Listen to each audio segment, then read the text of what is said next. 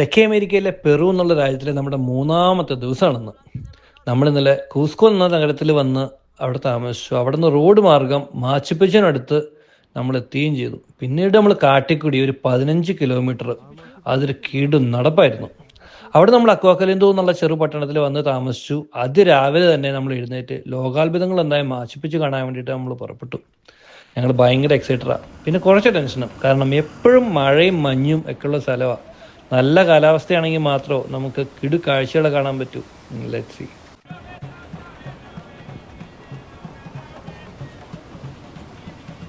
നൂറ്റാണ്ടുകൾക്ക് മുമ്പ് നിലനിന്നിരുന്ന ഇൻക സാമ്രാജ്യത്തിന്റെ പുണ്യനഗരം എന്നറിയപ്പെടുന്ന മാച്ചുപിച്ചു. സ്പാനിഷ് അധിനിവേശത്തിനു ശേഷം ഇൻകകളുടെ വിശ്വാസങ്ങളും സ്മാരകങ്ങളും എല്ലാം വ്യാപകമായി തല്ലി തകർക്കപ്പെട്ടു. എങ്കിലും സ്പാനിഷുകാരുടെ കണ്ണിൽപ്പെടാതെ 500 വർഷം മണ്ണിനടിയിൽ നമുക്കായി കാത്തുവെച്ച അത്ഭുതം, അതാണ് മാച്ചുപിച്ചു. വെൽക്കം ടു ട്രാവൽ ഓർമ്മ. നമ്മൾ ഇന്നലെ കൂസ്കോ നഗരത്തിൽ നിന്ന് 3-4 മണിക്കൂർ യാത്ര ചെയ്ത്, വാനിൽ യാത്ര ചെയ്ത് നമ്മൾ പിന്നെ ഒരു 15 കിലോമീറ്ററോളം നമ്മൾ കാട്ടിലൂടെ നടന്ന് നമ്മൾ അക്വാ കലിന്തോ എന്ന് പറയുന്ന ഒരു ചെറു പട്ടണത്തിൽ നമ്മൾ ഇന്നലെ അവിടെ എത്തി. അവിടെ ഇന്നലെ രാത്രി സ്റ്റേ ചെയ്തു. രാത്രി നമ്മൾ അവിടെ നിന്ന് ചെറുതായിട്ട് ചിൽ ഔട്ട് ചെയ്തു, ഫുഡൊക്കെ കഴിച്ചു.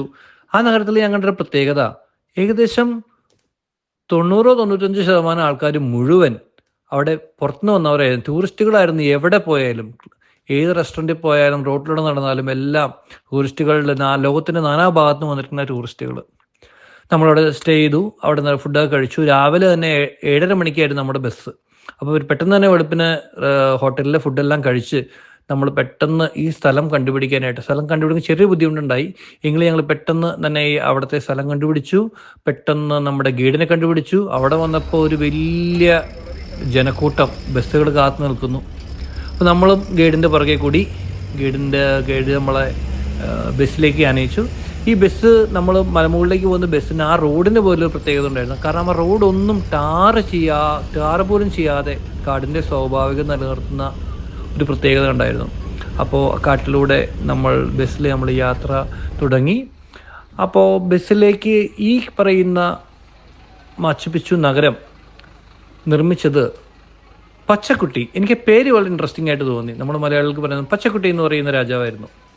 ഈ രാജാവാണ് ഒരു 14-ാം നൂറ്റാണ്ടിൽ ഈ ഒരു മാച്ചുപിച്ചു എന്ന് പറയുന്ന അവരുടെ ഒരു സ്ഥലം, ഒരു പുണ്യനഗരം നിർമ്മിച്ചത്. ഇദ്ദേഹമാണ് നമ്മുടെ guide Victor.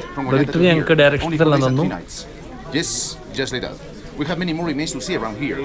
It's not only about Machu Picchu. Okay. We have many remains to see around here. All right? Please, over here.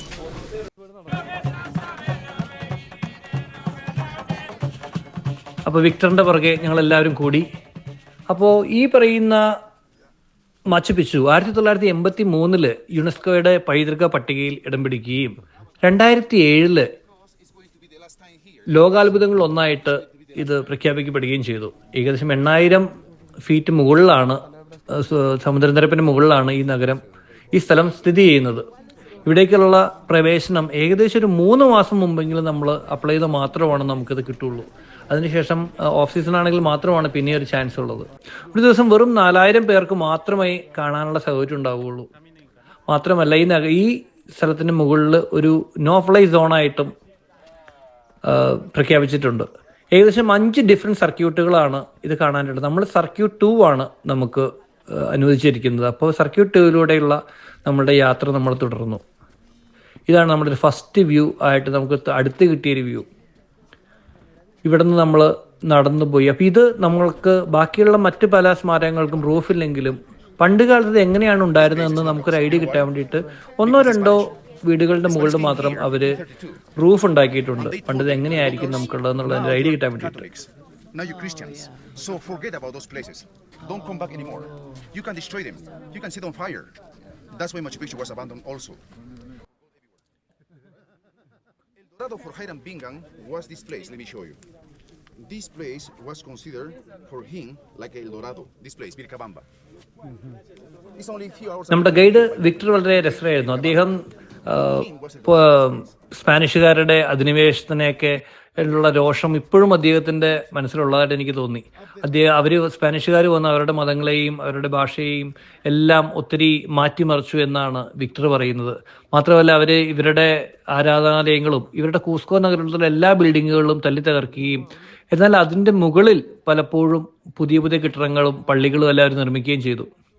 ഈ സ്ഥലത്ത് നമ്മൾ വന്ന് കൃത്യമായ ഒരു വ്യൂ കിട്ടണം. നമുക്ക് അല്പം ഭാഗ്യം കൂടി വേണം. കാരണം ഇവിടുത്തെ കാലാവസ്ഥ എന്ന് പറയുന്നത് അതിസങ്കീർണമാണ്. കാരണം ഒരു നിമിഷം കൊണ്ട് തന്നെ മഞ്ഞും മഴയും എല്ലാം വരുന്ന ഒരു പ്രത്യേക സ്ഥലമാണ്. നമ്മൾ നിൽക്കുന്ന ഈ മാച്ചുപിച്ചുവിൽ തന്നെ 13 സ്ഥലങ്ങളിലെ ടെമ്പറേച്ചർ നമ്മൾ നോക്കുകയാണെങ്കിൽ 13 തരത്തിലായിരിക്കും. 13 ഡിഫറെൻറ്റ് കാലാവസ്ഥകളാണ് ഈ ഒരു സ്ഥലത്ത് തന്നെ ഉള്ളത്. അപ്പോൾ വളരെ സങ്കീർണമായൊരു കാലാവസ്ഥ. പക്ഷെ നമ്മൾ വളരെ ഭാഗ്യം ചെയ്തവരാണ്. കാരണം നമുക്ക് നല്ല കാലാവസ്ഥയും നല്ല വ്യൂ ആണ് നമുക്കെല്ലാം കിട്ടുന്നത്. അപ്പം ഞങ്ങളെല്ലാം ഇതെല്ലാം ഞങ്ങൾ ആസ്വദിച്ചു കൊണ്ടിരുന്നു. ഈ കെട്ടിടം എന്തിനു വേണ്ടിയിട്ടാണ് നിർമ്മിച്ചതെന്നുള്ളത് ഇന്നും കൃത്യമായിട്ടൊരു അറിവ് നമുക്കില്ല. ഇതൊരു റിലീജിയസ് ആയിട്ടുള്ള മതപരമായ കാര്യങ്ങൾക്ക് വേണ്ടി സൃഷ്ടിച്ചതാണെന്നും അല്ലെങ്കിൽ രാജാക്കന്മാർക്ക് കാലത്തിന് വേണ്ടി ചെലവഴിക്കാൻ വേണ്ടി റോയൽ റിട്രീറ്റ് ആയിട്ട് സ്ഥാപിച്ചതാണെന്നുള്ള ഒരു ചർച്ചകൾ ഇതിനകത്തുണ്ട്. നമുക്ക് കൃത്യമായിട്ട് അറിയില്ല. ഏകദേശം 1000 പേർക്ക് താമസിക്കാവുന്ന ഒരു സാഹചര്യമാണ് ഇവിടെ ഉള്ളത്. അതിനകത്ത് രാജാവിന് താമസിക്കാനുള്ള കൊട്ടാരങ്ങളും സാധാരണക്കാർക്കും ഭടന്മാർക്കും താമസിക്കാനുള്ള സ്ഥലങ്ങളും ഒരു ചെറിയ ജയില് പോലും ഈ ഒരു മാച്ചു പിച്ചുവില് നമ്മൾ കണ്ടെത്തിയിട്ടുണ്ട്. ഇവിടുത്തേക്കുള്ള കൺസ്ട്രക്ഷന്റെ വളരെ നമ്മൾ അത്ഭുതപ്പെടുത്തുന്ന ഒരു ആർക്കിടെക്ചറൽ വിദ്യകളാണ് അവർക്കുണ്ടായിരുന്നത്. ഈ പറയുന്ന കെട്ടിടങ്ങൾ, കല്ലുകൾ എങ്ങനെ സൃഷ്ടിച്ചു, എങ്ങനെ ഇവിടെ കൊണ്ടുവന്നു എന്നുള്ളത് നമുക്കറിയില്ല. കാരണം ഈ കല്ലുകൾ വെച്ചിട്ടൊരു പണിയുമ്പോൾ ഈ കല്ലുകൾ കട്ട് ചെയ്തിരിക്കുന്നത് അതിന്റെ സാങ്കേതികവിദ്യ എന്താണെന്ന് നമുക്ക് എന്നും കണ്ടുപിടിക്കാൻ പറ്റിയിട്ടില്ല. അപ്പൊ ഇതിനുള്ള ഈ കല്ലുകൾക്കിടയിലേക്ക് നമുക്ക് ചെറിയ ചെറിയ പേപ്പർ പോലും നമുക്ക് കയറ്റാൻ പറ്റാത്ത അത്രയും ആക്യുറേറ്റ് ആയിട്ടാണ് അവർ കട്ട് ചെയ്തിരിക്കുന്നത്. അപ്പൊ ശരിക്കും നമ്മൾ അത്ഭുതപ്പെടും. അപ്പൊ അദ്ദേഹം പറയുന്നത് ഈ കരയുന്ന എല്ലാ കൽഭിത്തികളിലും ഒരു കാലഘട്ടത്തിൽ പ്ലാസ്റ്ററിംഗ് ഉണ്ടായിരുന്നു. അവര് മണ്ണും ലാമയുടെ രോമങ്ങൾ ഉപയോഗിച്ചിട്ട് അത് പെയിന്റ് ചെയ്യുകയും ചെയ്തിരുന്ന ഒരു കാലം ഉണ്ടായിരുന്നു എന്നാണ് അദ്ദേഹം പറയുന്നത്. അപ്പോൾ അത് കുറേയും കൂടി വ്യത്യസ്തമായിരിക്കും. എല്ലാറ്റിനും മേൽക്കൂരകൾ ഉണ്ടായിരുന്നു. അപ്പോൾ ആ ഒരു കാലഘട്ടം അതിനകത്ത് കൃത്യമായ കല്ലുകളുടെ ഇടയിൽ ഒരു രീതിയിലുള്ള ചെളിയോ മറ്റു സിമെന്റോ, അന്നത്തെ കാലത്ത് സിമെന്റേ ഇല്ല. അപ്പോൾ അതൊന്നും അന്നത്തെ കാലത്ത് യൂസ് ചെയ്തിട്ടില്ല. അപ്പോൾ അത് ഇതിനകത്ത് തന്നെ 2 ഭാഗങ്ങളായിട്ടാണ് മാച്ചുപിച്ചു തിരിച്ചിരിക്കുന്നത്. ഒന്ന് ഒരു കൃഷിക്ക് വേണ്ടിയിട്ടൊരു ഭാഗം ഉണ്ടായിരുന്നു, പിന്നെ രാജാവിനും പരിവാരങ്ങളും താമസിക്കാനുള്ള ഭാഗങ്ങൾ. അതിനൊക്കെ കൃത്യമായ തട്ടായിട്ട് ഭൂമിയെ ഡിവൈഡ് ചെയ്ത് മണ്ണൊലിപ്പും മറ്റു ഒക്കെ തടയാൻ വേണ്ടിയിട്ടുള്ള സാങ്കേതികതയും അവർ കൃത്യമായിട്ട് ഉപയോഗിച്ചിരുന്നു. അപ്പോൾ ഇവിടത്തേക്ക് കുടിവെള്ളം കൊണ്ടുവരാനായിട്ട് ഏകദേശം 1 മൈലോളം മലമുകളിൽ നിന്ന് ഇവിടെ കൊണ്ടുവരാനായിട്ട് ഒരു കനാല് ഇവർ ശ്രദ്ധിച്ചിരുന്നു. മാത്രമല്ല കൊണ്ടുവരുന്ന വെള്ളത്തിൽ ആദ്യത്തെ ശുദ്ധമായ വെള്ളം കുടിക്കാൻ സൗകര്യം ഉണ്ടായിരുന്നത് മഹാരാജാവിനാണ്. ബാക്കി 16 ഭാഗങ്ങളിലായിട്ട് ഈ ഒരു മാച്ചുപിറ്റുവിന്റെ വ്യത്യസ്ത ഭാഗങ്ങളിൽ വെള്ളം എത്തിച്ച് എല്ലാവർക്കും ശുദ്ധജലം കിട്ടാനുള്ള സാഹചര്യം ഉണ്ടായിരുന്നു. ഇദ്ദേഹം ഇപ്പൊ പറയുന്നത് ഇൻകകൾ എങ്ങനെയാണ് മദ്യം ഉത്പാദിപ്പിച്ചിരിക്കുന്നത്. അദ്ദേഹത്തിന്റെ കയ്യിലുണ്ട ആ ഒരു പിക്ചറിൽ ഒരു സ്ത്രീ തുപ്പുന്നതായിട്ടാണ് നമ്മൾ കാണിക്കുന്നത്. അവരെങ്ങനെ ഉണ്ടാക്കിയെന്ന് വെച്ചാൽ ഇവർ കൃഷി ചെയ്തിരുന്ന കോണിലേക്ക് സ്ത്രീകൾ കൂട്ടമായിട്ടിരുന്ന് തുപ്പുകയും, ഇപ്പൊ അദ്ദേഹം പറയുന്നത് സ്ത്രീകളുടെ തുപ്പല് മാത്രമാണ് അതിന് ഉപയോഗിച്ചിരുന്നതെന്ന് പറയുന്നത്. എന്നിട്ട് ഈ കോണിനെ ഫെർമെന്റ് ചെയ്യാൻ വിടുകയും പിന്നെ അതിൽ നിന്ന് അഴുകി അവര് മദ്യം ഉത്പാദിപ്പിച്ചിരുന്നു എന്നാണ് അദ്ദേഹം പറയുന്നത്. അത് വളരെ ഇൻട്രസ്റ്റിംഗ് ആയിട്ടുള്ളൊരു മദ്യം ഉത്പാദിപ്പിക്കുന്ന രീതിയായിട്ട് എനിക്ക് തോന്നി. പിന്നെ അദ്ദേഹം വീണ്ടും കൂടുതൽ സ്ഥലങ്ങളും ഇതൊക്കെ എന്തിനു വേണ്ടിയിട്ട് ഉപയോഗിച്ചിരുന്നതായിട്ടുള്ള ഡിസ്ക്രിപ്ഷൻസ് എല്ലാം നമുക്ക് തന്നുകൊണ്ടിരുന്നു.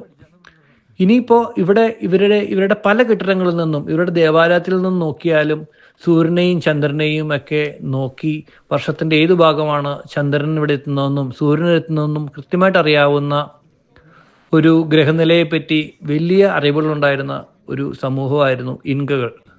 അതുപോലെ തന്നെ ഇവരുടെ ദേവാലയത്തിൽ ഇവര് ദേവപ്രീതിക്കായിട്ട്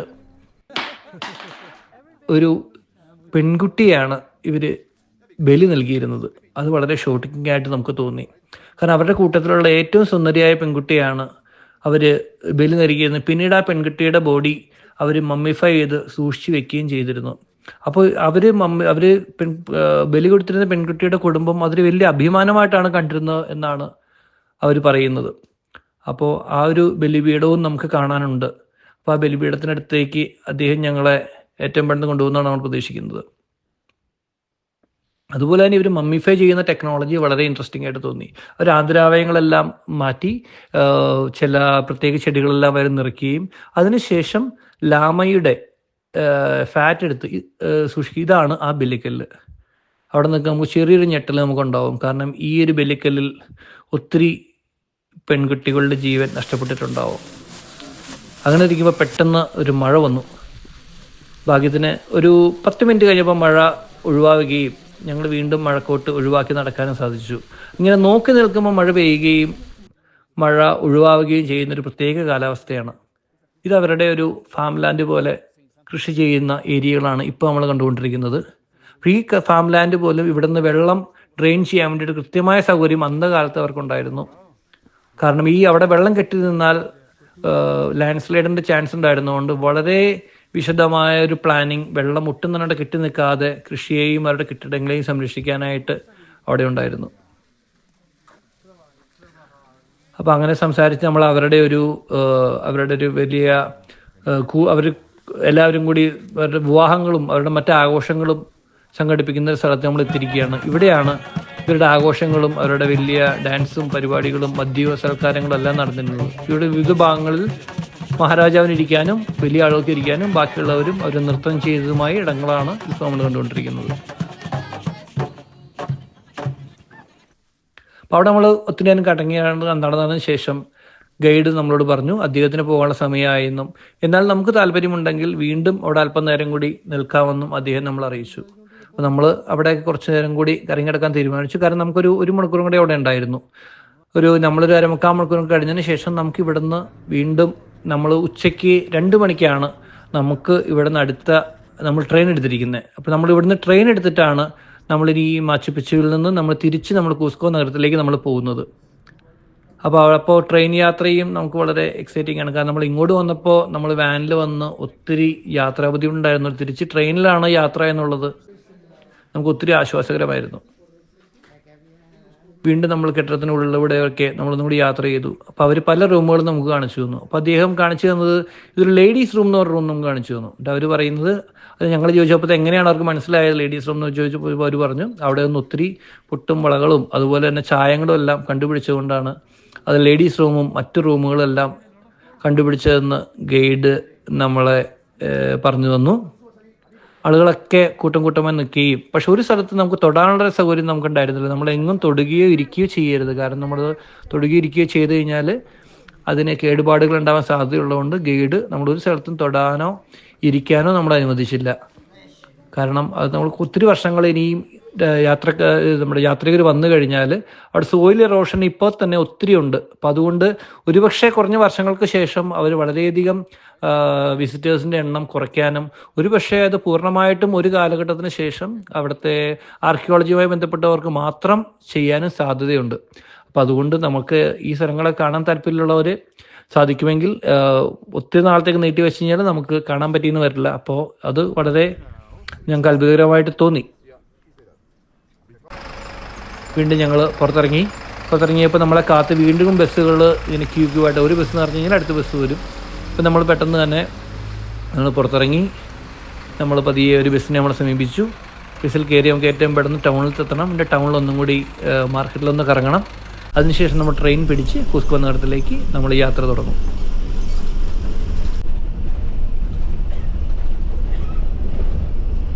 വളരെ മനസ്സ് നിറഞ്ഞ് എല്ലാ കാര്യങ്ങളും കണ്ട് ഫോട്ടോകളും വീഡിയോകളും എല്ലാം എടുത്ത് നമ്മൾ വളരെ ഭാഗ്യമുള്ളവരായിരുന്നു. നമുക്ക് കൃത്യമായിട്ട് എല്ലാ സാധനവും കാണാനും കേൾക്കാനും എല്ലാം നമുക്ക് സാധിച്ചു. നമ്മൾ തിരിച്ച് വീണ്ടും നമ്മൾ അക്വാകലന്തോ നഗരത്തിലെത്തി.